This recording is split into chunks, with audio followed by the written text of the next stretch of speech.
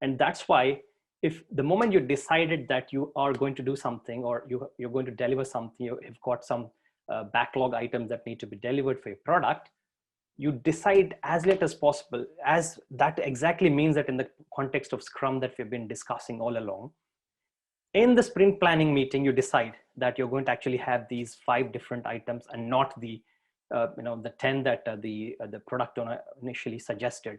So you as a team discuss these with the product owner and say that I'm not going to deliver all 15. I'm just going to do this 5, and then additionally these 5. So there's a change of course, there's a change of direction there. But once you decide that, you're going to work on that within the sprint, heads down, just work on that. You don't get worried about what's happening everywhere within the other contexts. So the important thing there is to deliver on your backlog work, and then deliver and then deploy.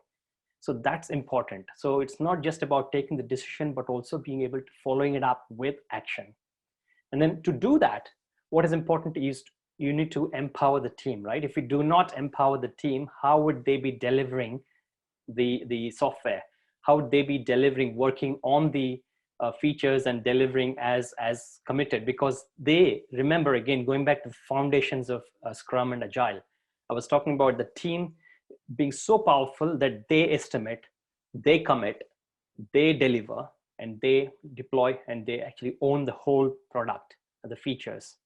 So they're not being told what to do, even by the Scrum Master, the project so-called manager here. Nobody's dictating terms, nobody's bossing around in Agile, in Scrum. The team is powerful enough to do the estimation, to commit to the estimates, to actually say that, well, this is what we stand for, this is what we're going to deliver at the end of the sprint.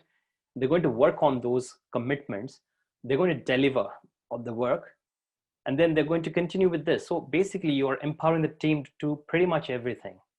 So the same way, we are actually in the context of a ship, for example, the captain and the crew have got all the power to take decisions about the course that the ship is taking.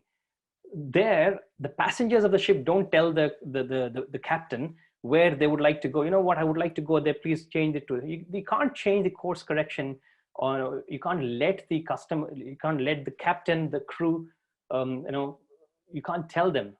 Whereas you, in that context, they are the best placed people to take the decision about how the ship needs to be ruddered, where the ship needs to go, and how much speed, and what are the operational aspects of the ship and the boat are actually taken best by the crew, and which means the team sitting on the boat.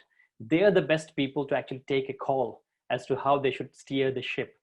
In the same context, if we're traveling in train, flight, whatever it is, we cannot tell the people who are trying to boss the passengers.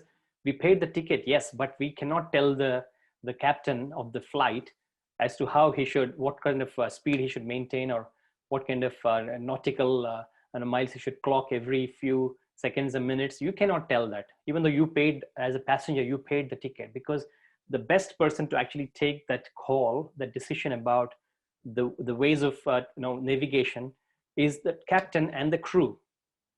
So in the context of the software development, the crew and the captain are nobody but the team.